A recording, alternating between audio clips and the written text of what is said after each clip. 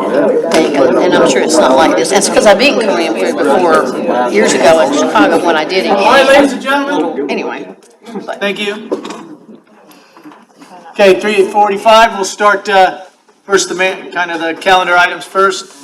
Obviously, the big discussion things, the budget piece, we'll get to that. Just so, thank you for everyone coming, certainly council for taking the time. Just to understand, this is a workshop, so this is a council workshop to discuss. Appreciate public coming and listening. This is not a back and forth with public. This is a discussion for the council themselves. So, but to start the management portion, Ms. Merrick, calendar items of note, please.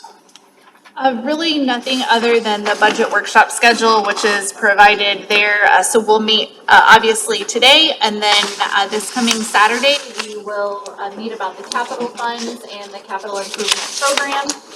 And then the Tuesday, the 20th, we'll come back with follow-ups, and then we may end up meeting the 24th. We have that held for right now, but we'll make that decision probably here in a week or so, depending on how things are going.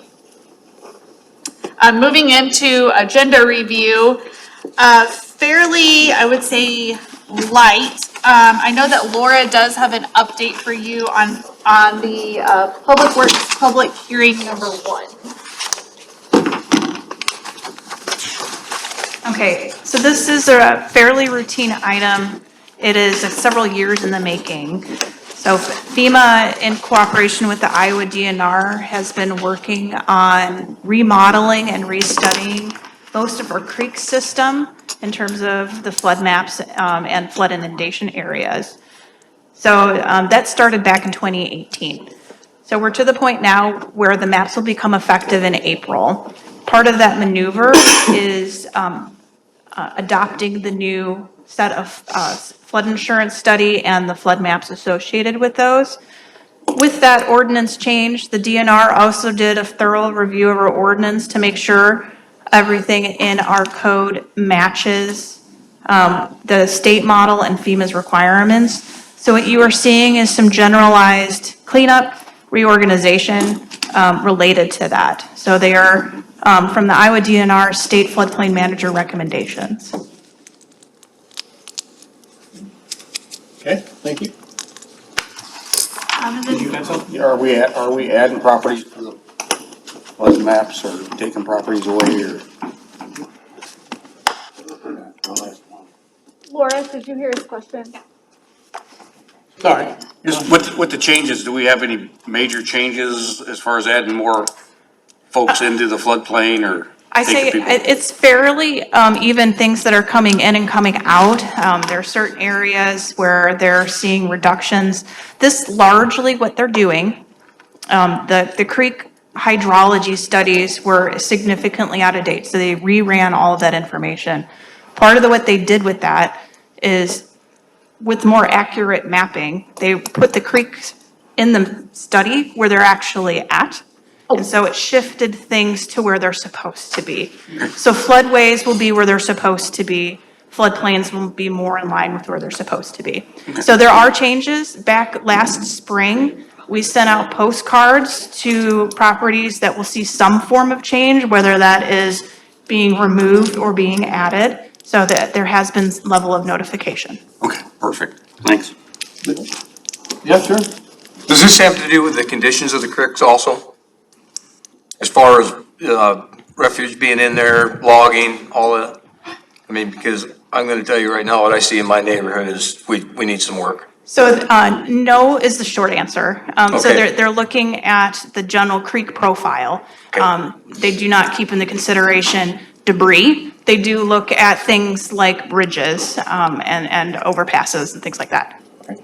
Thank you. Okay, thank you.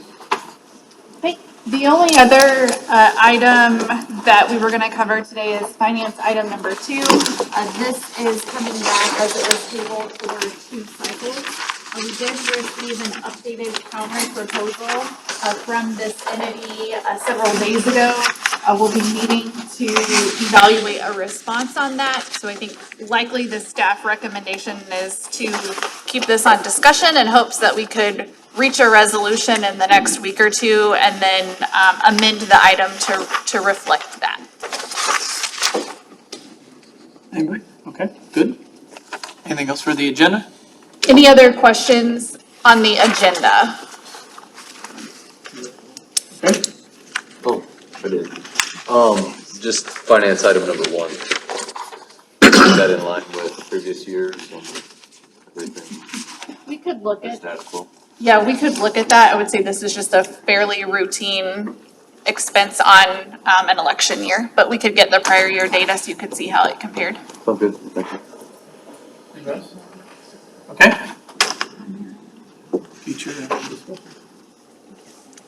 All right, and then there are just a few discussion and work session topics that are listed there for you. So we'll continue to move through those and assign dates to those topics as we have availability. And with that, we will move into our discussion topic, the 25 operating budget and a review of our property taxes. We're fortunate to have Mr. John Burmeister here with us today from PFN. Again, he is our financial advisor and works very, very closely with us on many, many different finance-related items, but especially around kind of our debt load and our bond sale process. So happy to have him here. All right. So with that, we'll move into the slide deck and move ahead to our process. Again, we covered most of this on Saturday, but we are moving along nicely through our process. Budget highlights, just to revisit these, it is an overall balanced budget, continues to comply with your financial policies and the liquidity targets that have been set. The property tax rate is lowered in this budget proposal by 17 cents to $16.61 per $1,000 of taxable value. And then it is core competency focused and continues your current service levels in the different departments. So we'll start this with a discussion on property taxes as promised this last Friday.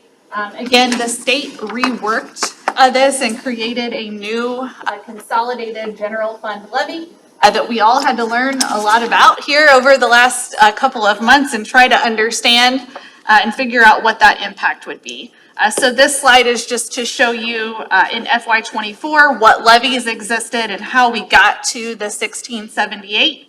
And then the column next to that is for FY25, so you can see that the library special levy and the emergency levy have both been zeroed out because those were eliminated under a state code. So that's how we're arriving at the 1661, and John will go through that with you and exactly what the calculations look like so that you can feel comfortable around that. The rollback is also set by the state each year, usually late fall. You may remember last year we got a little bit of a curveball, I would say late January, February, where it changed last minute. It required us to start to budget some of the backfill dollars that we had previously eliminated. So I did want to add that the budget that's before you does remove that reliance on the backfill dollars. So that's back at zero. So I know we had budgeted some last year, but we're back to zero on that. You have the different rollbacks in front of you, but you can see that the residential rollback did decrease drastically. We anticipated that last year and we're already starting to work towards that. So with that, yeah. Could you, for those around the table, explain the backfill and what was happening with that? Give a little history. Yeah, that goes back 10 years ago. I was looking into that. That's Senate File 295. In fact, the valuations we're going to go through, that's back to legislation where they took, back in the day, commercial property used to be 100% assessed, and then it would drop down to maybe 90 and go back up to 100. That legislation ratcheted down from 100 to 95 to 90. And then because of you lost significant tax valuation through that legislation, the state put a fund together and they've been what we call backfilling, kind of compensating, not for 100% of the loss of that tax valuation, but for a significant portion. And I think it was fiscal year 21, they now have phased that out where it's getting ratcheted back. And so by fiscal year 30, you won't be receiving any of that money anymore. So you're getting like $2 million in the budget maybe. A couple years ago it was 3.5, so that's getting ratcheted down. And they also reduced multifamily from Yes. 100% or 90, whatever it was. Good down to memory. the- Yep. Right. Yep. So that hurt our revenue. And the only thing I'll add on that is I think the city of Davenport is one of those cities, many cities took that money and they basically used it for their general fund. And over the years, the city kind of thought that as one-time money. They knew the state at some point was gonna ratchet that money back away from you. And in fact, 3 to 4 years later, they actually did. And so that money's been kind of one-time, helping you build, those plugs in the hole in your budget, also building up your cash reserve. And quite honestly, I think that's one of the major reasons why, you may recall last spring, you got upgraded to that AA2 from a AA3. It took 10 years of that kind of conservative budgeting practices that really helped improve your rating. So, good question, a good memory. All right, well, very good. So the mayor was hoping I wouldn't talk about every one of these numbers, and we'll have a quiz later, but I'm trying to give you the highlights. So as I'm seeing kind of the answer that Mallory had put out there in terms of your tax rate, it's kind of a letdown. We started this 5-6 months ago thinking about what is the impact of this House File, what they call 718. There's pretty significant legislation where they're now ratcheting back your revenue rate. They've always been kind of nibbling away at your tax valuation, but this is the first year where they're now limiting your revenue growth, and they're actually forcing your tax rate down.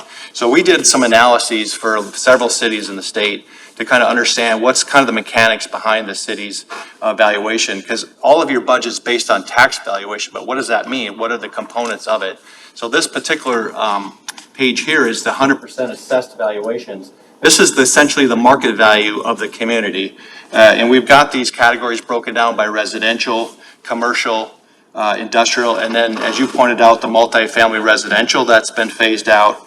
And then now we have this exemptions, and then if you go to the kind of the right-hand side, you can see what your community has grown over the years. In 2005, 2007, you saw some pretty good valuation growth. And then, of course, the financial crisis hit in 08, 09.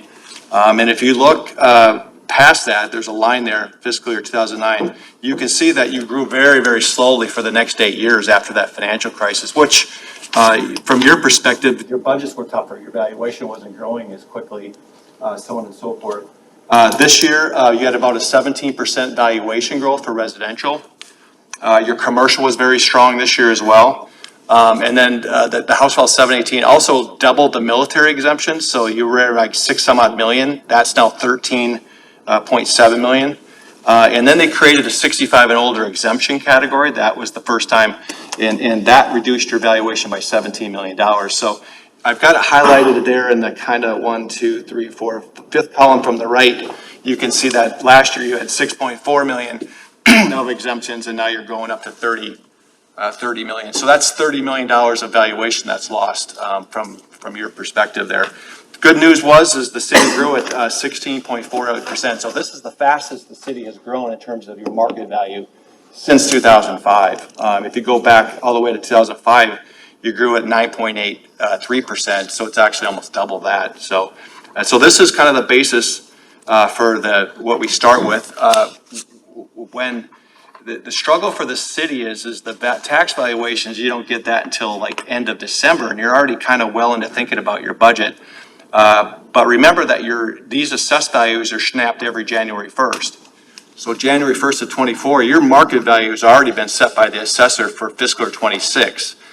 We can get this data from the assessor. The auditor won't give it to us, but the assessor will give it to us like in August and May. So some of these cities are trying to figure out, okay, what's my valuation going to grow for 26? And I want to know what that is in August, September, October. I don't want to wait till the end of December. I got to think about my budget today.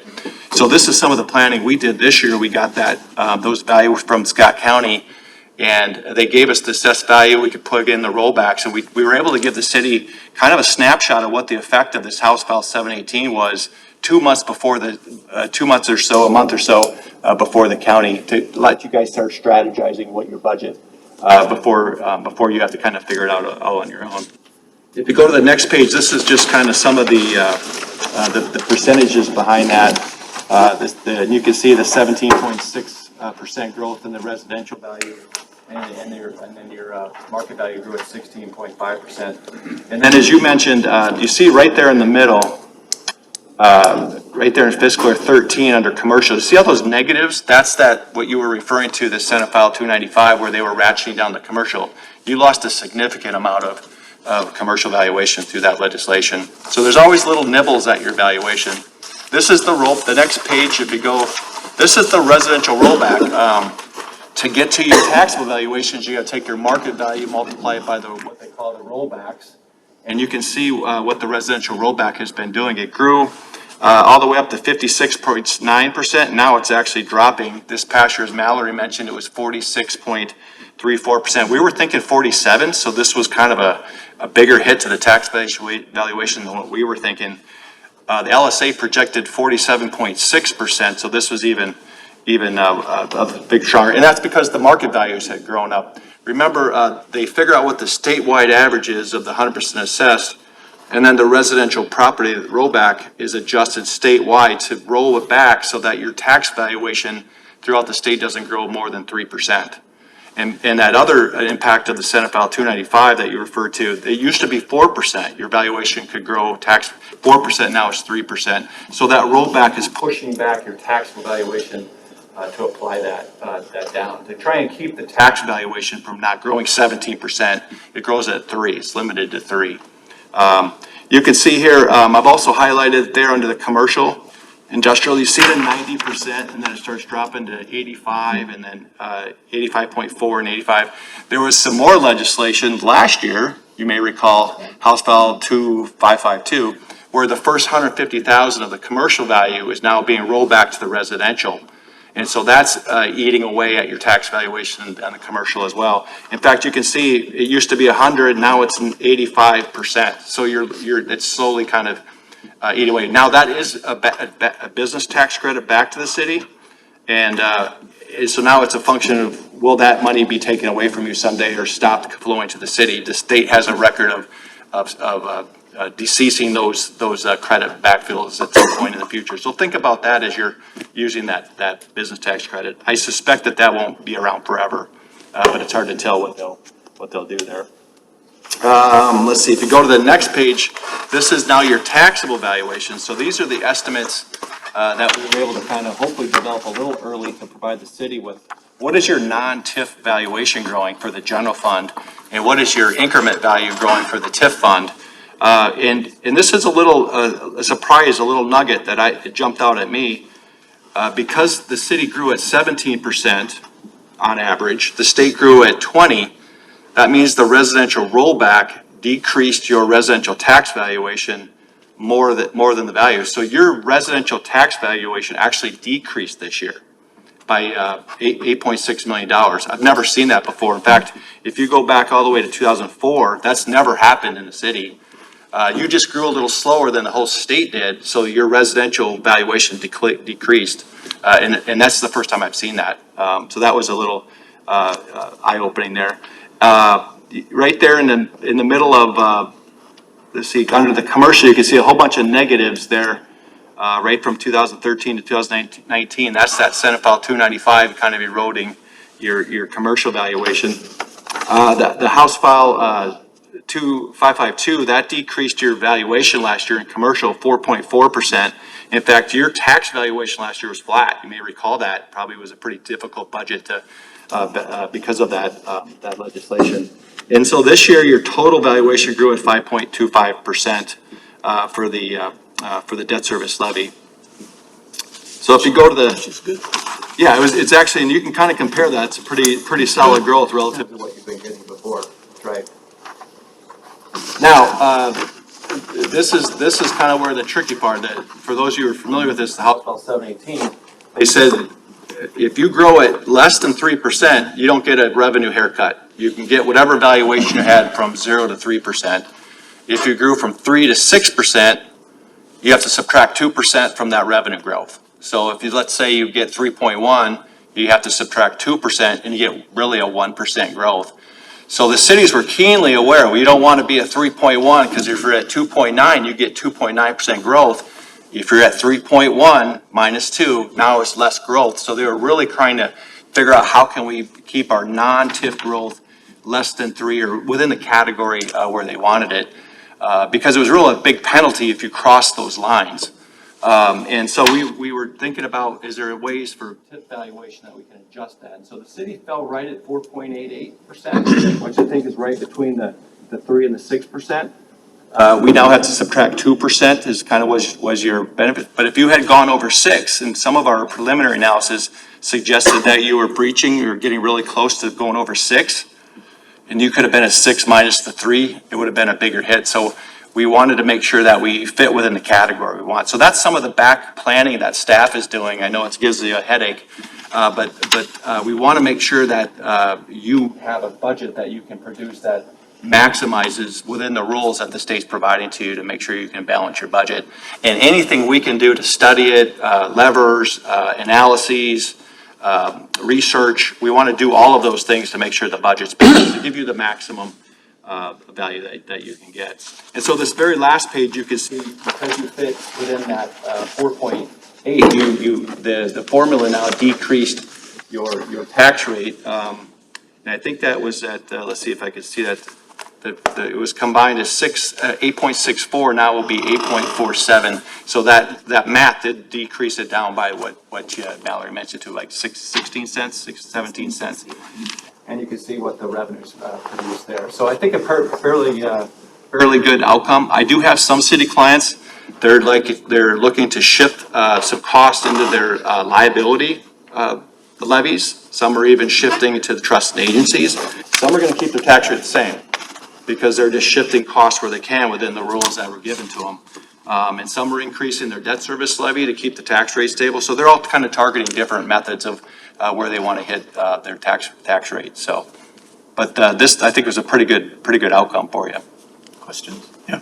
How does this impact our ability in the future, this year, to do something different with our TIF program, or do we need to change it? Yeah, that's an excellent question, because this year I think is going to be the easy year because you've got pretty good valuation growth. Because remember, next year they're not reassessing your valuation. It's going to be, I think your valuation growth will probably be less. So we'll want to make sure that we can modify your TIF increment askings to produce that non-TIF valuation growth that you're seeking. And we need to study that more, because what impacts you this year is going to impact you next year and then the following year and so on and so forth. So we want to make sure we can study this outcome to how it's going to affect you next year and what kind of outcome do we want to come out with that. So that's really smart that you're thinking ahead, because next year is going to be a tougher challenge than this year. Well, the reason I ask is that if we want to expand our TIF program, say we want to do something with it this year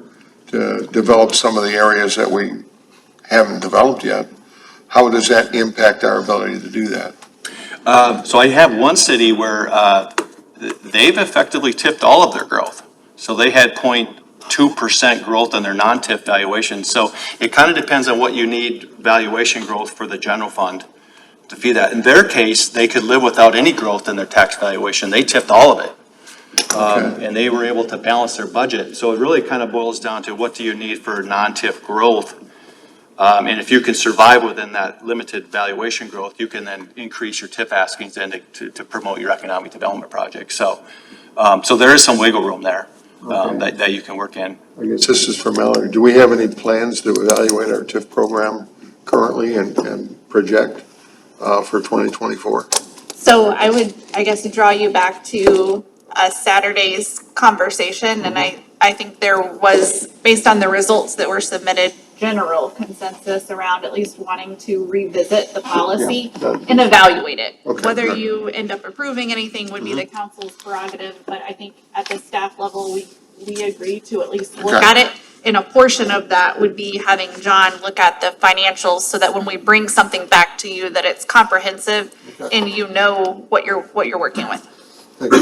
And the other benefit of this analysis, I'll just add, the state's asking you to certify for a TIF increment before you even know what your increment is for the year. It's always, you're blind to going into that process. So this year, we tried to figure out what that increment value was to give the city some understanding as to what is available relative to what we need before they provide that information. Because they always provide that after the fact.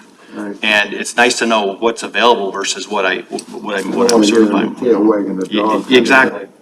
And so that's been a benefit, I think, to some cities, is we want to know what's available. We're we're flying blind here otherwise, because we get that after we certify it. Yep. Which seems pretty interesting. Thank you for the clarification, appreciate it. Anybody else?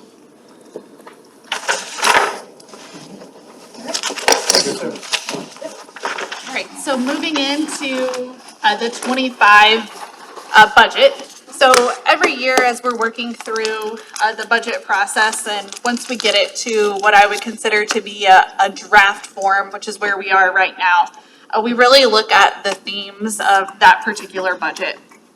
So again, even though we have faced these challenges with legislative changes, I think the exciting thing, the positive thing for us as a community and as a city is that the budget and your financials remain really strong. We're in a very stable condition. As I shared with you this past weekend, the general fund continues to be within your policy limit of 25% fund balance. We obviously, as John talked about, we're constantly planning, evaluating, and looking at what capacity and flexibility that we have. We are planning for 2, 3, 4 different scenarios at basically any given point, particularly around this rollback. So we actually conduct a financial analysis that assumes different rollbacks, so we can know, okay, what's a worst case scenario, what's a best case scenario, and then in about September, October, we're making a decision based on that of what we're gonna build into the budget for assumed revenue growth. And then we keep refining that as we get more information. So that's really kind of what's going on behind the scenes and all the different planning exercises that we're going through. And then as John talked about, over 5% growth did put us in a good position. And then the budget that's before you maintains the practice of conservative budgeting, which we have been recognized, I would say, pretty widely at this point by both Moody's and S&P for that practice. So I have a puzzle here because when we start this process, we know that kind of the overall puzzle represents the current service levels that we know that you expect us to figure out a way to fund, and then the strategic priorities. And so we start with all of these different pieces. We have a variety of different funding sources, and our goal, and we take that job very seriously as your staff, is figuring out how to take all the different funding sources that we have, all of their different requirements, which we went over on Saturday, and their limitations, and put them together in a way that funds all of that. And so, again, that's something that we take very seriously. Happy to say that even, again, given those challenges, that we're able to put this puzzle together for this year. We started by looking at every single revenue line that we have, and making sure that it adequately reflected current and past trends, just to reflect reality. We usually look at about 3 to 4 years of trend data to make those decisions. One of the things that I would say was a little bit different this year as we looked more closely at the transfer matrix. So there's a number of funds that we transfer money between. In the past, the general fund had a transfer out to golf, River's Edge, hotel, motel, and youth sports. We were able to utilize some other capacity and other funding sources and eliminate 2 of those transfers, which then creates more available resources in your general fund. And then again, the strength of local option sales tax really helped the general fund this year. So you'll see a transfer from local option sales tax to the general fund for property tax relief. And so that's something new that has not been in a budget before, but really shows why the conservative budgeting and having flexibility matters. So those things together allowed us to avoid a decrement position of roughly $1 million, which we've done that before a number of years ago. It's not a fun exercise, and we were happy that we could avoid that this year and make this all work. That's really it in terms of budget themes. John, do you want to talk kind of about the bond rating process and about the current bonds that we have? Yes, so you can see here up on the screen, you've got 2 ratings. One is with Standard & Poor's and the other is Moody's. You're currently at a AA, Standard & Poor's, and a AA2 with Moody's. And so for just so you, the AAA is the top, then you have a AA1 or a AA plus, and AA is your kind of your category. So you're right at the top of the kind of the AA category, which is a great place to be. You recall that we get really good bids on your bonds, lowers the cost of your borrowing. And then actually it invites investors from all over the United States to buy your bonds. So this is a really strong rating for what you're doing here, and there's only a few AAAs out there. There's not very many in the state. Like I think like Iowa City is still a AAA. They just don't have very much borrowing. They've had very little debt, and so they have really high metrics on that. And you can see here S&P, strong financial reserves, budgeting flexibility, liquidity and reserves. And then you can see Moody's here, governments, it's the budgeting process, it's these discussions you're having now, it's the final outcome with balanced budgets, it's the budget management, that they speak very highly of your management style and the way you've been adopting your budgets over the years. And it's basically balanced budgets. You have been plowing through all of the challenges that the state has thrown your way in terms of all the legislation, and you've done a great job. And then just the disclosure with your audits. And all of your budget documents, they actually look at these budget documents, we send them to them and on all of the reports. So they do a investigation of you kind of to make sure that they have got your rating really strong. And so just keep up the good work. You've been doing great. And I mentioned earlier, you just got recognized for that upgrade from Moody's this last year. Those are really, really hard to get those upgrades. And so it took us 10 years to get there. We hammered them every year as the mayor does too. And they finally recognized your good work, but it took a long time to get them to recognize that.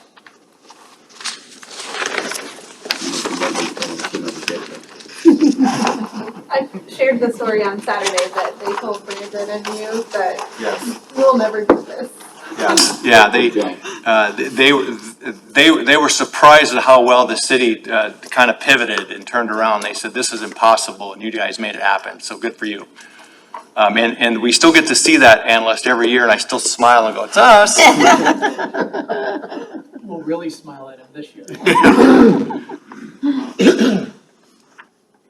All right, and then moving into the community survey. So the budget is also framed by the results of the biannual community survey. So the last one was done in 2022.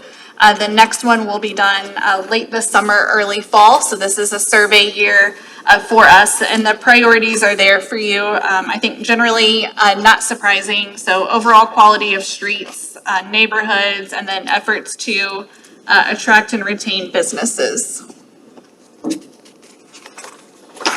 And the full report for that is available online. We can share that as a follow-up too, if you have not seen it.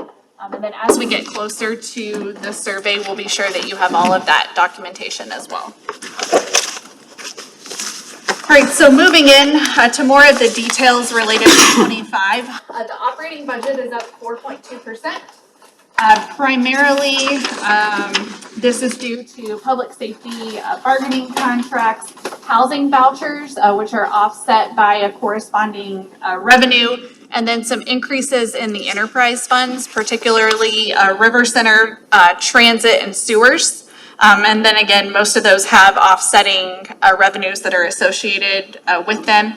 The capital program is down. This fluctuates from year to year, and it's specific to the grant line. So if you go and look at the grants, that's what drives kind of these larger swings in the capital. And there were two, I would say, fairly significant grants that were in the FY24 budget that obviously are not in there for FY25. So that's the driver of that. And then this weekend for the CIP work session, we will show the overall investment in streets and sewers, especially neighborhoods, so that you can see that those numbers generally remain flat and this doesn't impact that. And then debt down 0.4%. Again, that's another one that can fluctuate from year to year just based on what the past borrowances have been. And that's one of the areas that we work with John on and projecting all of that year over year. So overall, total budget down 1.4%. Right, moving into general fund and trust and agency. So the general fund budget that's before you has a deficit of about $600,000. That's less than 1% of the total fund. So that is, I would say, not concerning at the staff level. We have a number of conservative budgeting practices that are built within the general fund that really kind of wash that deficit out. And then trust and agency is showing a surplus of about 170,000. And that's primarily attributed to a lower MFPRSI contribution rate. And that is set by MFPRSI. So again, we're considering this to be a generally balanced budget, just given that that deficit is well under the 1%.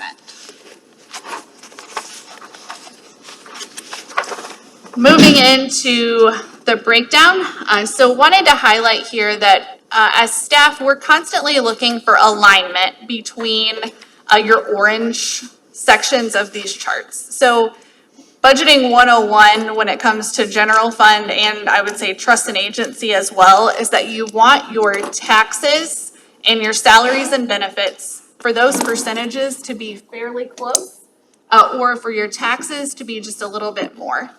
And again, that's because this fund is primarily supported by taxes. And if our salaries and benefits start to get out of alignment with our tax-based growth, then our budget goes upside down pretty quickly. So happy to see here that there's a pretty close spread there. But again, fairly in alignment. Salaries and benefits do make up 77% of the general fund. Of that, 70% of that is public safety. So again, the majority of those salary and benefit costs within that area are related to police and fire and funding those contracts. The other difference for this particular budget is that this now funds 100% of the library. So historically, there was a little bit of a split between general fund and the library levy. Some costs for the library did live within the library fund.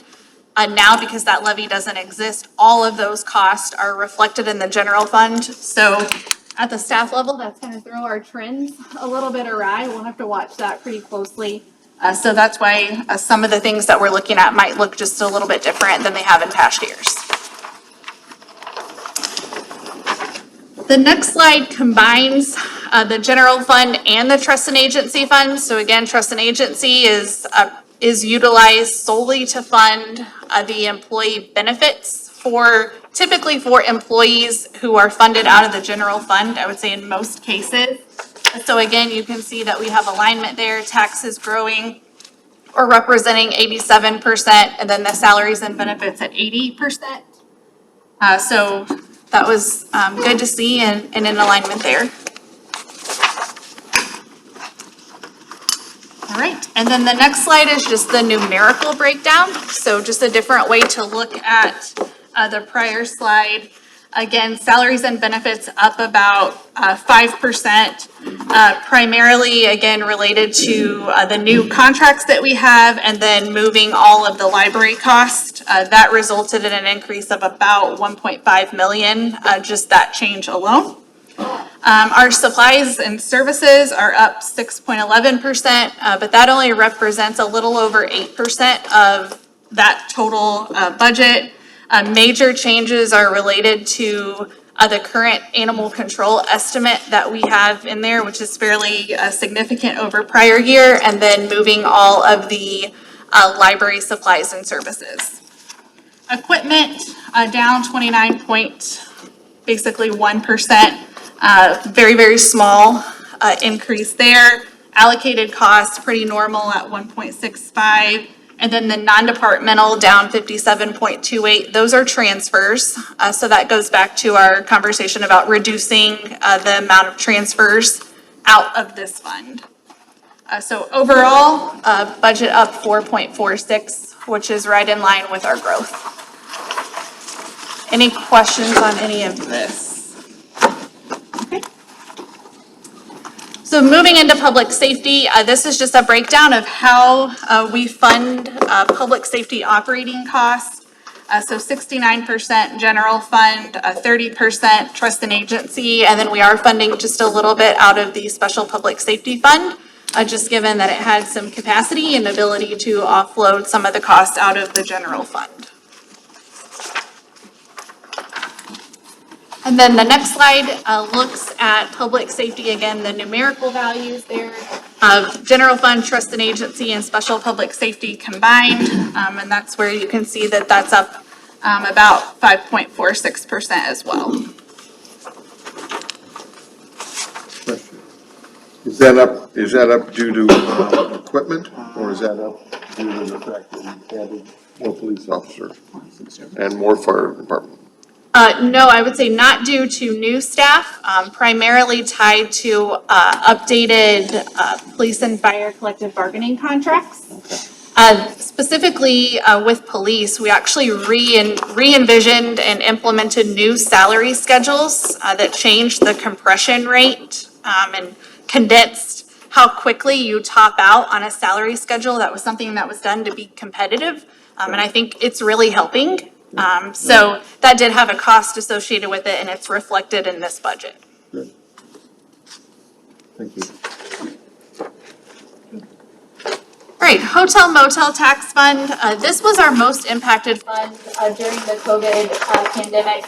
We did make several adjustments in FY '20 and '21 to reduce those costs. Monitored that really closely in '22 and '23, but both of those years had positive outcomes for us. Again, we talked about this weekend, we were able to increase that fund balance by over 700,000, showing that that fund, the impacts have been fully mitigated. Our current forecasts show that our revenues in this area will continue to trend in the right direction. So I think there is capacity at this time for continuing to evaluate how we can utilize these funds to invest back into our River Center Adler, which we know does need a little bit of upgrading. And then the funding alignment for Visit Quad Cities has been on the work plan now, I would say for a little over a year. Those conversations are ongoing, and I expect something to probably come back to you beginning of the second quarter related to that. And then this is just a chart here showing you what the revenues have been. And you can see that they're trending higher than what they have.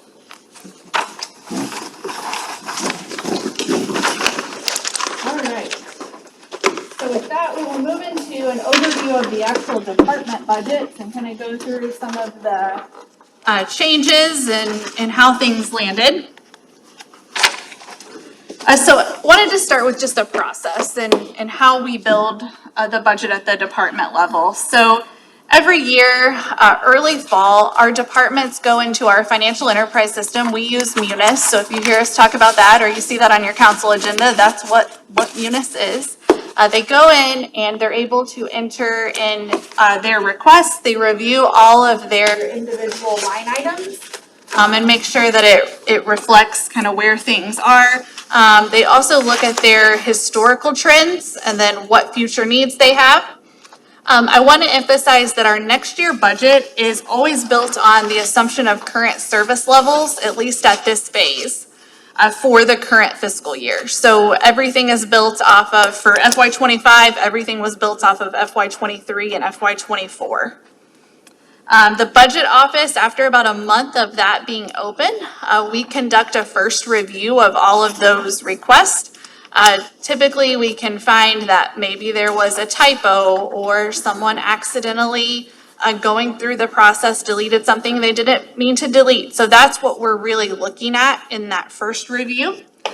We then hold individual department and division meetings with the management teams from the respective areas and the finance department. And the report that's shown there, this is just an example, I would say, of one of the better tools that we have. And Jim Odine is here, and he is a wizard when it comes to all of these types of reports. But this is a report that we use that will quickly show us what the difference is for every single line item over the prior year. So this is a way when we sit down with 500 pages of these, anywhere that it's green, we know that the budget went up compared to the current year. And if it's red or pink, we know that it went down. and that's how we can evaluate and identify changes that were made to the budget. So in these department division review meetings, we're looking at the department detail pages, which you have in your binder. We're looking at individual payroll estimates, and we do, I would say, forecast every single employee by individual and what they will be paid in the prior year based on what step they're at. So we're looking at every single person and calculating out, depending on their bargaining unit and where they're at in their longevity schedule and what GWI or general wage increase that they're awarded, what they will cost the city and the organization in that budget year. So we're looking at those. We're reviewing business plans, which you also have in your binder. We're reviewing those pink and green historical reports. We're looking at software agreements. So there is a new accounting standard this past year where we actually have to track and report all of these. So we're accounting for them a little bit differently. So just trying to make sure that we know exactly what software each area has and that we're reporting that correctly. Business cases, so occasionally, if a department or a division has a fairly significant increase, they're requesting an increase, they'll prepare a business case for that and why it's needed. So that would be like if they want to add a full-time employee or a new FTE, need to add a software system, something like that, and then they explain what it's for. And then typically, we conclude these meetings. There's usually, I would say, a list of 5 to 10 follow-ups that need to happen, and we work on those over the next month or two. So the ground rules that we operate by. Yeah, I have a question. Yeah. Do you challenge on an annual basis the department heads to adjust their budgets either positively or negatively, just based on some of the forecasted revenues that we're gonna have? Or is it, this is the wish list, or am I gonna be able to hit the number that I want? Yeah, so we typically in September, we hold a management team budget kickoff meeting. Okay. And at that budget kickoff, we're sharing the early estimates and explaining kind of what we believe the financial condition will be for that particular budget. And that's where we issue that challenge. So I would say typically the message is, and the department heads would probably laugh and roll their eyes, but the message is keep your budgets flat. We're not adding anything new. We're trying to fund what we already have. I would say in the last couple of years, we have gotten a little bit looser on that just because we have had capacity to actually start to add in some of the things that were decremented in prior years. But again, we have not been in a situation that's like, okay, it's completely open, add whatever you need. So we still challenge what we say? Yes, Okay, yes. thank you. So that kind of goes to these ground rules. So departments and divisions, the management has discretion in the budget to transfer money between accounts. So as long as it's neutral. So an example of that is that a department head could move office supply funding to professional services, as long as it did not change the amount. Again, the message has typically been, we want to keep those budgets generally flat, unless there's a business case for the increase. And I would say that's why our pink and green report is really, really important, because we can quickly see where increases were made. We can ask those questions. We can collaborate with the different department leadership and management to figure out what the purpose of the increase is and then how we can actually go about funding that if we can. Those are very collaborative discussions. And then we just have an example there, like the most kind of recent and probably largest one that came to the council was the public safety body cameras. So again, that was an increase in a contract. We work together, we figure out how to fund it, and then we bring it forward for approval. Personnel requests, just wanted to go over how this process works. So we typically, again, operate by the principle that we're not adding FTEs unless they're net neutral. And we consider a net neutral position to be kind of anything within those first 4 boxes. So If it's grant funded, meaning that there's an offsetting revenue that's going along with that, those are typically temporary positions. And when the individuals are hired, they know that, hey, I'm being funded by a grant. There may or may not be an opportunity to remain past that grant date.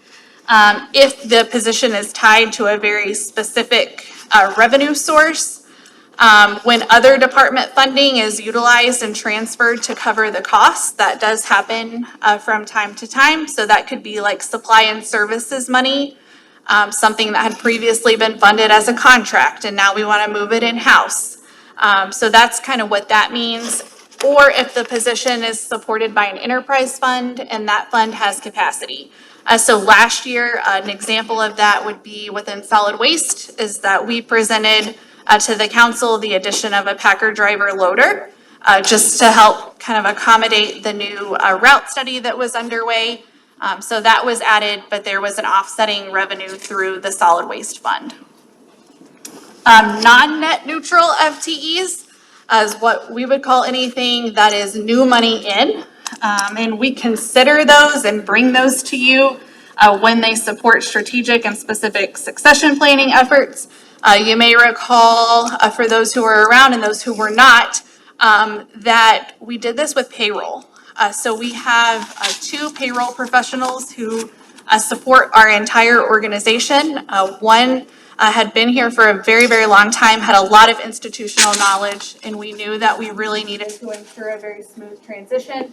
So the council did approve adding one payroll person at a kind of a 1-year temporary gap, just to make sure that we had that transition. And then you've probably seen in your budget documents that for FY25, we're now down 1 FTE and back to our normal level of 2. We would consider this also when there's a strong business case that's tied to productivity or progress towards one of the council's key initiatives. And then all of these are typically reviewed and discussed with the council anytime we're wanting to add something to the budget that's not net neutral. So the department budgets, this is your guide for the conversation that we will have on the coming slides. Salaries and benefits includes more than just salaries. So that line item, when you see that, it's going to include health insurance contributions, retirement contributions, deferred comp. It also includes overtime. It's going to include food or uniform allowances, typically outlined in contracts. Supplies and services, fairly self-explanatory. Capital and equipment, just wanted to highlight this one, that it's the more, I would say, operating like equipment. The majority of this is going to live within the CIP. So when we look at departments, if this looks low, it's probably because the larger equipment is living in the CIP, which is not reflected in the operating budget. And then the allocated costs are going to be phone charges, IT charges, software agreements, vehicle maintenance, and then the risk allocations, which are typically for our insurance products. Great. Any questions on any of that before we get going on departments? We need a break? Very good, carry on. Okay. All right, so kicking things off with the city council, you can see here that this budget is down 1.13%. This is primarily attributed to changes in staffing and some turnover, but overall, I would say mostly flat, especially in supplies and services. Mayor budget down 6.66%. Same thing, you can see that this is primarily related to that employee expense line, down 8.29%, and that's tied to the same cause as before. The admin services related departments, so wanted to just provide this as a summary overview, and then we'll go through each department individually. So administrative services is made up of finance, HR, and IT. So finance, we'll dig into shortly, but overall, between the three, up 1.99% there. So finance, up more than normal, so 13.85%. This is primarily attributed to relocating the Riverfront Improvement Commission to finance from Community and Economic Development. That was a change that happened in FY '23, but this is the first time that it's reflected in an adopted budget. So that's why you're seeing that change. That accounts for about 9% of the total 13.85% increase. So that's the majority of that. That includes a staff person and that area's entire budget, which is, I would say, under general oversight of the Riverfront Improvement Commission. And they're provided monthly kind of budget updates and can see their transactions. The other remaining increase is tied to credit card fees and then our bank account fees. So both of those have gone up pretty significantly this past year. HR up 0.38%, less salary increase than normal, again, primarily attributed to turnover. So that's why that's growing at a little bit less. And again, this budget area is really large because it includes all of the health insurance costs for the entire city. So all of the claims are paid out of this budget.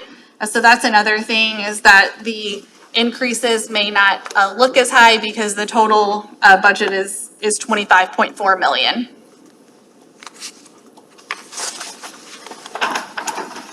And then IT, nothing really to note there. Total budget up 1.65%, which is fairly typical for us. Administration is up 2.14%. Employee expense is up a little bit more than normal, but supplies and services are down.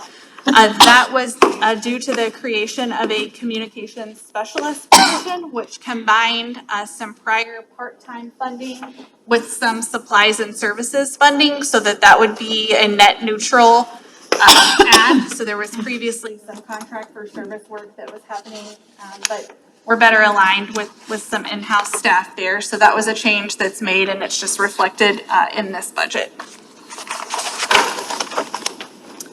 Legal is down 14.17%.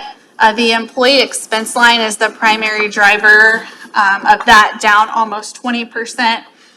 This is because in the last budget, similar to that payroll discussion that I just had about a succession planning strategy, this area had an FTE increase of 1 to facilitate some succession planning.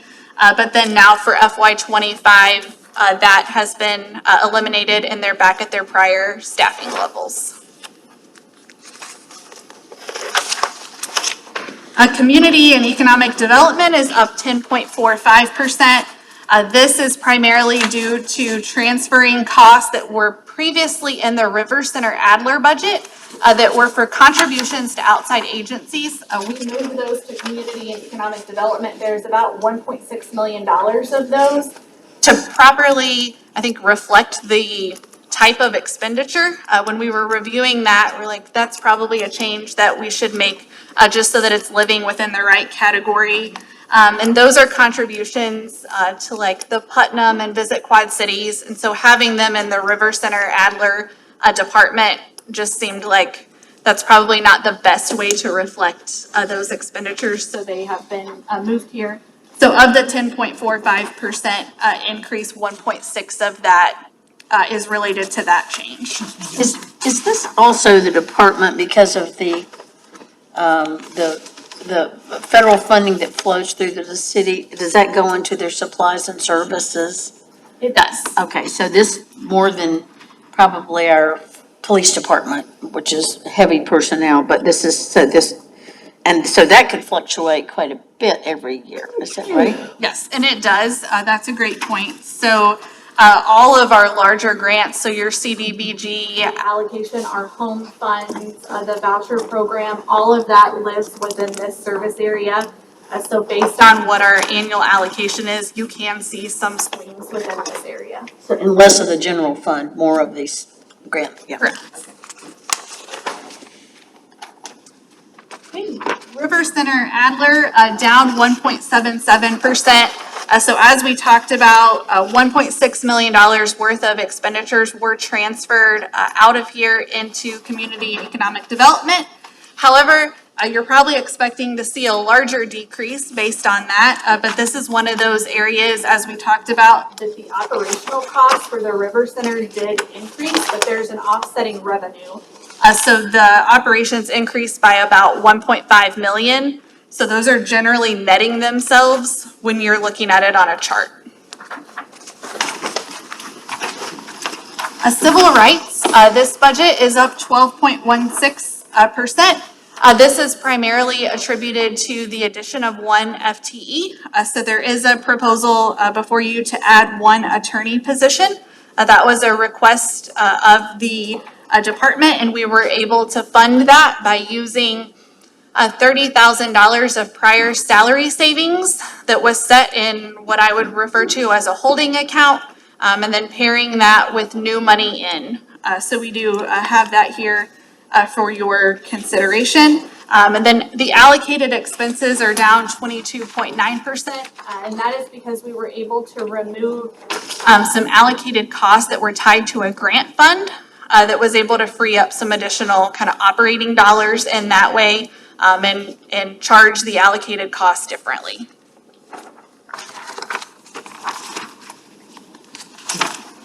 All right, and then the public works related departments, these three also work together, kind of similar to administrative services. So public works, engineering and capital, and development and neighborhood services. You can see that between the three of them, these are up 3.86%. In early FY24, the engineering and capital project department was created. Those funds were transferred from the public works department. So that's why you see that going down by about 7%. Right, public works, again, down about 7%, just because those costs were transferred out. There was some realignment done, transferred out to the new department, and then some of these costs were also transferred out to neighborhood services. So Nicole and her team just looked at all three service areas and worked to rebalance them. And then engineering and capital is new, so there is no change or trend data for you on that one. And then development and neighborhood services, generally in line, up 3.91%. And then we did look at the allocated costs. Those needed to incorporate the number of people. So we realized that needed to be reworked a little bit. So that's why you see those allocated costs up 30.14%, just to reflect the actual cost of that area.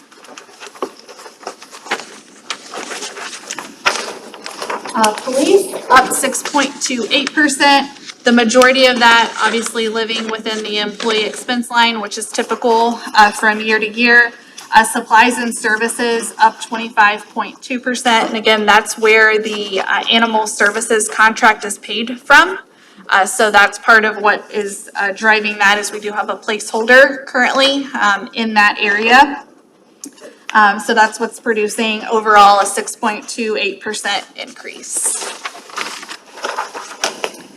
Fire up 3.96%. Nothing really to note here other than supplies and services up 7.4%. There was $30,000 added for the maintenance and snow removal at the Oxsite facility. So this is the first time that that's appearing in an adopted budget.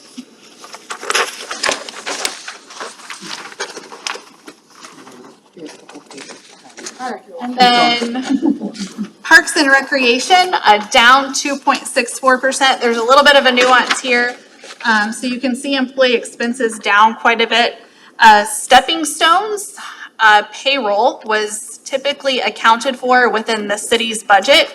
We've discontinued that practice. They are now going back to the school district and will be accounted for that way. So it looks like a fairly significant decrease, but that's why it's really those employees. And then also you can see that supplies and services is up by 16.7%. The sports officials are now contract employees rather than actual employees. So some of those costs just shifted from employee down to supplies and services.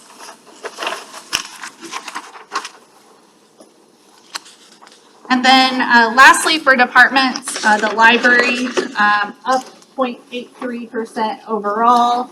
And then we did rebalance the allocated expenses, which is really tied to the change in those levies. Any department questions? I know we've covered a lot. I actually have some questions based on the materials you provided earlier in our binder. Okay. Starting with the city council budget on page 1. So employee expense, I see you have that listed at 388,511, is that correct? Let me get with you. Yes. So is that between the 10 council people, would that average about 38,000? What does that include? Okay, so that's going to be your 10 council base salary. That would also be half of the administrative and finance assistant. And then that's going to be all of the benefits, so like health insurance elections. And just for context, a family plan, we would charge this about $30,000. So I would say the majority of this is likely tied to health insurance, and then any FICA or IBERT contributions would live within that as well. And are any other employees of the city that are not full-time eligible for health insurance? That are not full-time, I don't believe so. We'll double check for you though. And then does that number then also account for those of us that are not electing to take health insurance?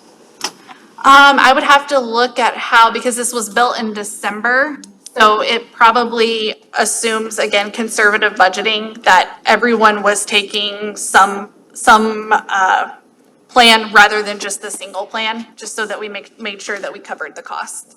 So then would this be something that you would look at, get back to us on? Yep, we'll do that. The other question on this page was the 111,000, give or take, for supplies and services. So in looking at the 10 elder people, does that mean that we're spending about 11,000 each? And what is that, what is that typically on?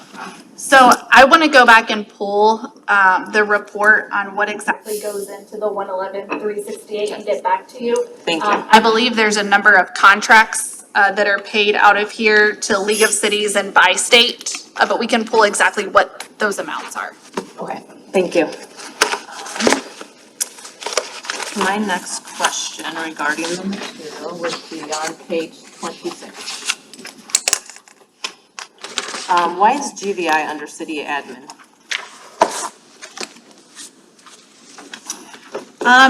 My assumption on this is because that's where it was originally kind of conceptualized, and it was being, I think, generally managed by Sarah Ott. But we could look to probably move that. I think if that's where you're going, that's probably a good suggestion. I review the materials provided and I write down questions, so yes, Yep. if you could please look into that. The original person was an admin. That's I right. think they're out. It's not a police program. It's never been a police program. She was. Yep. I'll look into that with Which the is why chief. I'm asking and why I want to know where the funding is coming. Yeah. And if it's continuing at the same rate that was originally to be funded. I know that's one of the priorities that the council discussed this past Saturday, so that's why I'm asking. Yep, we'll follow back up with you all on that. Thank you. The next question's on page 28.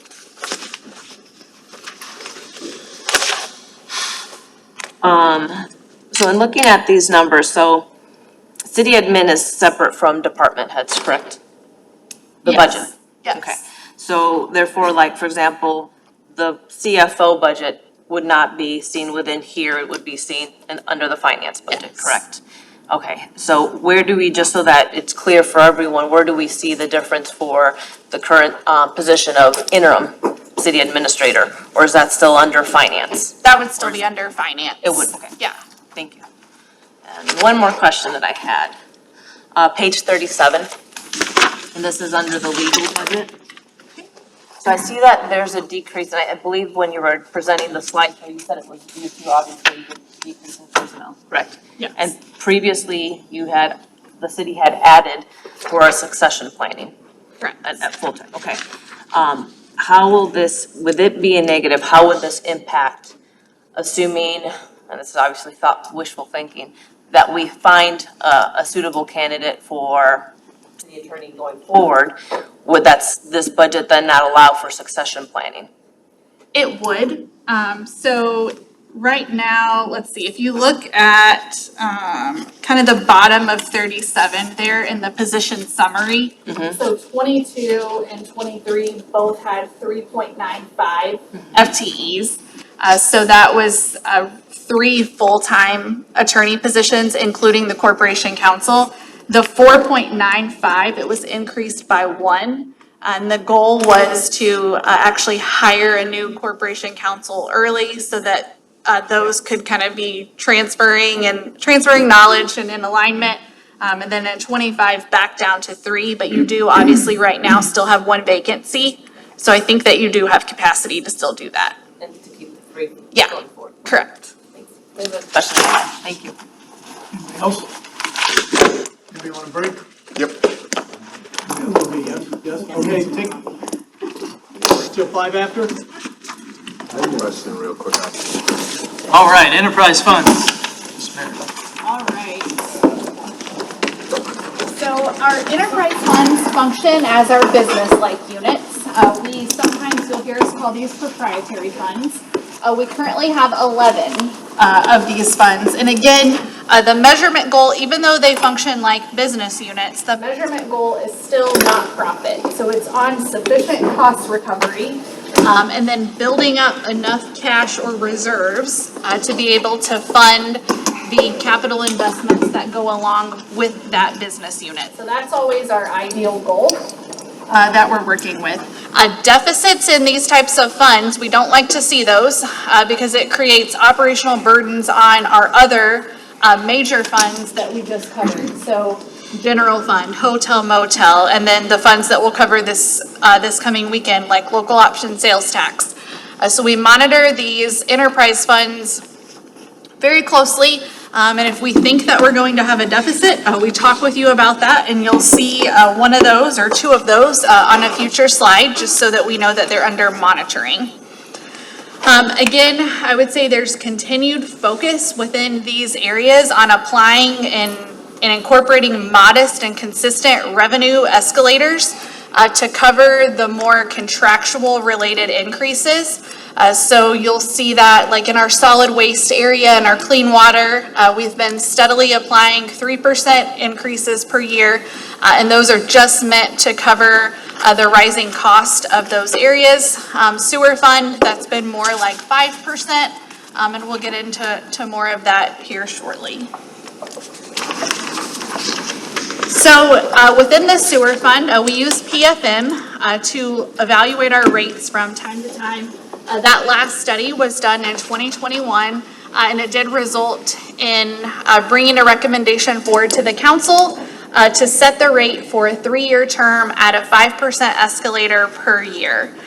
We're planning, as we talked about Saturday, to re-engage PFM and John and his team this fall. I know they're already working on rounding up all of the different inputs that are required. It's a very large project, so I'm actually going to turn it over to him just to talk through what's all involved in that. Yeah, so we have what we call a revenue requirement analysis, and we start out with your historical last 3 years. So it'd be fiscal year 21, 22, 23, study of the operational performance of the utility. We're looking for, is your net revenues growing? Is your net revenue declining? We're also looking at your ending cash balance, what the trends of that is. We'll then put in your fiscal year 24 budget year to date, compare that to your relative budget, and then we'll put in your fiscal year 25 budget that you're adopting here tonight. And then the city, as you may know, inside your GO borrowings, there's about $7-8 million a year of sewer-related costs that are borrowed every year. So we'll go ahead and build that into the cash flow there as well and study kind of the debt coverage ratios, the net revenues available for debt. And we're also then trying to visualize into the future. We don't want to have no rate increases and then a big spike. And I've seen that so many times. Nothing, decrease, everything's kind of flowing, and then you get a double-digit increase. The city's always tried to think today about how we can incrementally, maybe less than CPI, manage the fund, so that if you do have a big project, that it's not a big double-digit spike. So we're thinking about the future and what your CIP holds. And so then we put all of that together, run a whole bunch of scenarios for staff, and then we'll make the recommendation to the city when we get there. All right, so we anticipate, I would say, probably bringing that to you well ahead of next year's budget process, so that we know what revenue rate structure to incorporate. So I'm guessing probably September, October. And one of the primary reasons for waiting until the fall is we want to be able to have the current fiscal year actuals solidified so that those are incorporated as the most recent trend available to us. So this is really just for information. So the joint use cities, if you hear us talk about that, that is the other term for the 28E for the jointly operated water pollution control plant with Bettendorf, Riverdale, and Panorama Park. The policy committee meets twice a year. One of the tasks that the policy committee has is to approve and adopt the capacity allocations, and then also to approve and adopt the budget. So that just occurred here about a month or so ago.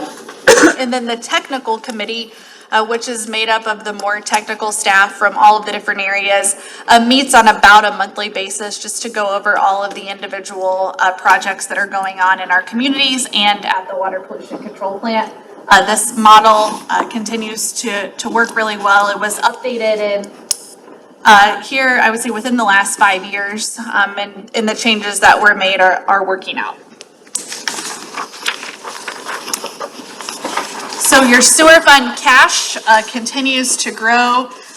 Again, fairly significant there. Current cash over 20 million. But if you recall from our conversation, that will be vital as we think about the projects that will be coming forward related to our water pollution control plant. And again, our goal would be to be able to fund more of those with cash on hand than maybe what we would have been able to do in the past. So just wanted to, again, advise you that that will likely be the recommendation. And if you have questions on this or want to understand how this all works, then feel free to see me and we can go over this more. Yeah, and some of the orders that we have been under from DNR, they're also put out of this fund or not? The consent decree. Yes. So all of those projects are typically built within the CIP, and most of those go towards that $7 million. If you see it in your CIP, it's called bonds abated by the sewer fund, and all that means is bonds paid by. So when you see that abated by, that's just the fancy finance language for showing how they're paid. So the debt for that area would be paid out of this fund, yes. All right, so your rate changes are listed there. An expected quarterly increase for a resident with kind of average usage for FY25 would be about $8.74 per quarter. And again, that's the final year of that 5% rate increase. And I feel pretty confident in saying that what we bring, I think we talked about this Saturday too, but the recommendation that we bring back would likely not have an increase over 5%, and hopeful that we could start going the other direction. The no-fault sewer reimbursement program. So this is a program that provides financial assistance to residents that have experienced a sewer backup. This was adopted by the city council back summer of 2013. following, I would say, a sewer backup crisis in the community. And so the program has been working. The available balance right now, you can see in the bottom far blue box, is over $600,000, which is sufficient. And right now, you can see that when it was first adopted, the quarterly rate, so about your third line down there, was $2. That was changed in FY19 to 50 cents, and that's continued to be sufficient revenue to cover the cost of this program. There was also an update made by the council about a year ago that increased the reimbursement to $9,000. And so since that time, you can see in FY23, we had 5 claims. So that's just kind of your annual update on how this program is doing. Is that program paid for laterals? Not the lateral would be a separate program. This is just for installing the backflow. Yes. All right. Solid waste fund, the cash balance here has also continued to grow, so moving in a good direction. The total solid waste budget is just over 7 million. And I would say that fund overall, really nothing new to report related to its financials. It's doing well, and the modest revenue increases or rate increases are covering the cost.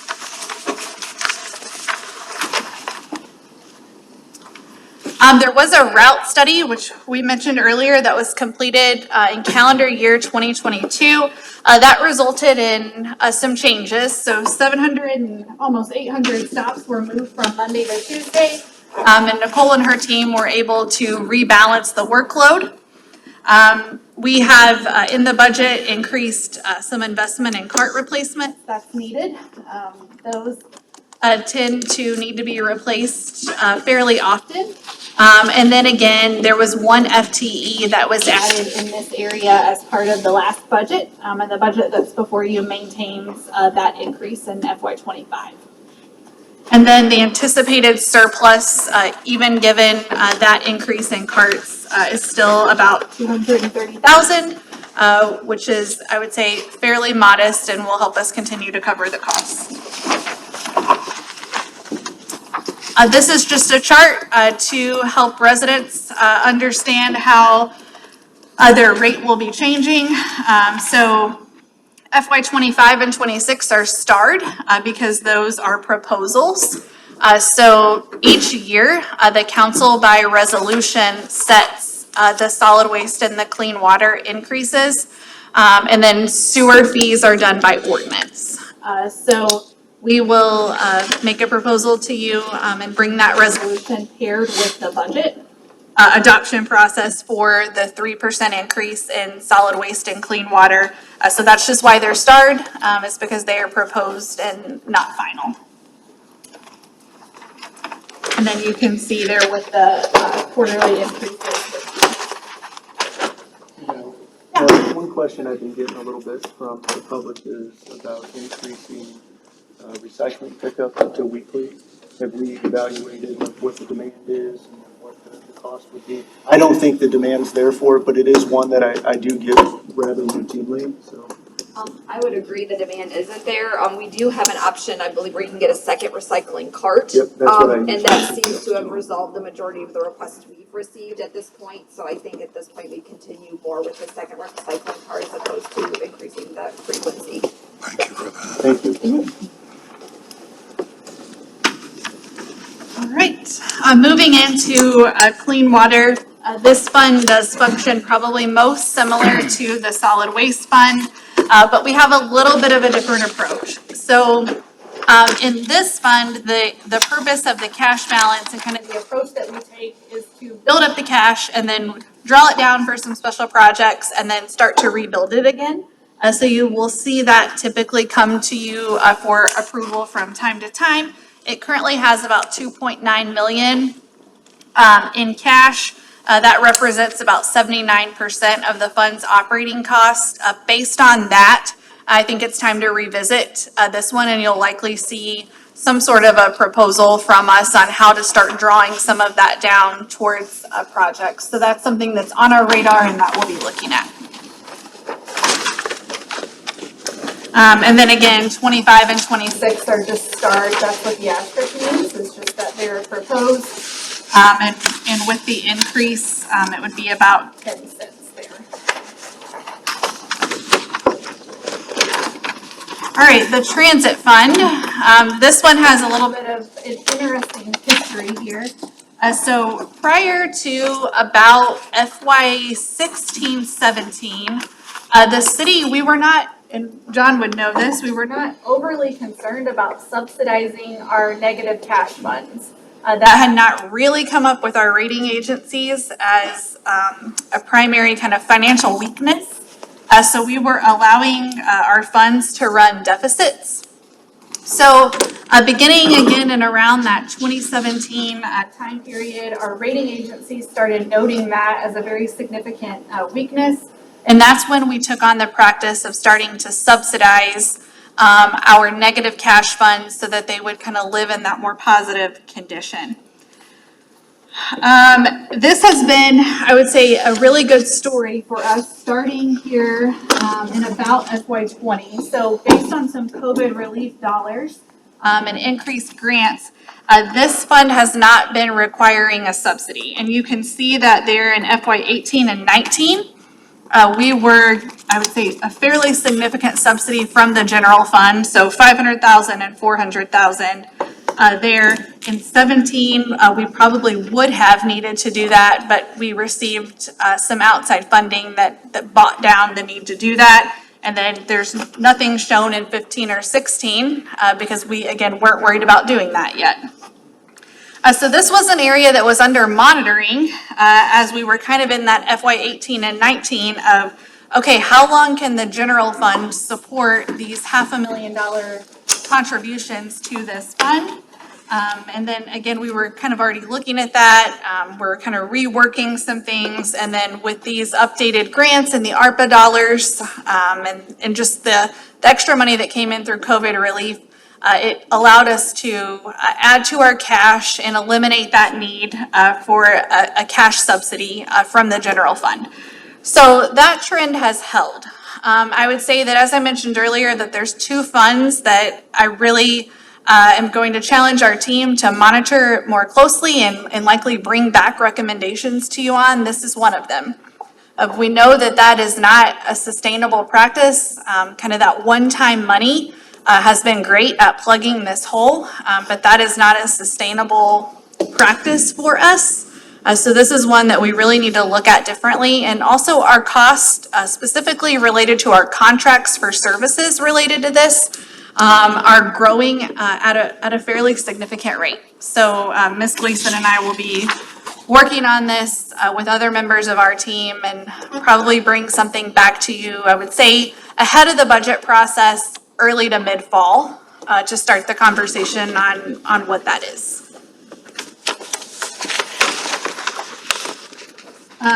The other thing, just to add quickly, so this fund has about 4.9 million in cash. That's over 50% of the operating costs. So it does have cash available, which is a good place for us to be starting from.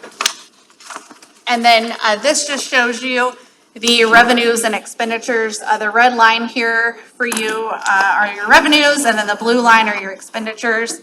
You can see there that in FY20 is really when that trend flipped, where we started receiving more revenues than we were having in expenditures. All right, the parking fund is the second fund that will be under some increased monitoring for the second year. The FY25 budget that's before you does have a proposed deficit of about $275,000.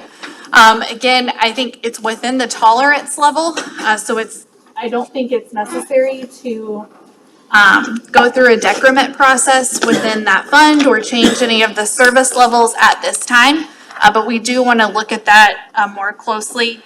The parking ramp debt was completely paid off in FY21, and what we anticipated was when that happened, that it was going to create additional cash within this fund to start reinvesting back into our ramps. And that just really, that trend has not been realized that we were anticipating. So we need to kind of think about this a little bit differently. So you have our commitment to look at that and bring something back related to that in the fall as well. And then lastly, the River's Edge. We spoke about this. Happy to say that this fund has a proposed surplus of just a little over 2,000, so really close to a break-even point. We'll be monitoring that ice, but again, the second sheet, adding that, it is full. And the early modeling did show that that would eliminate that need for the transfer. And if that looks like it's changing for any reason, we will let you know. And then just some things that are on the horizon that you can expect to come before you at some point, or just to, at least I wanted to plant the seed just so that you're generally aware.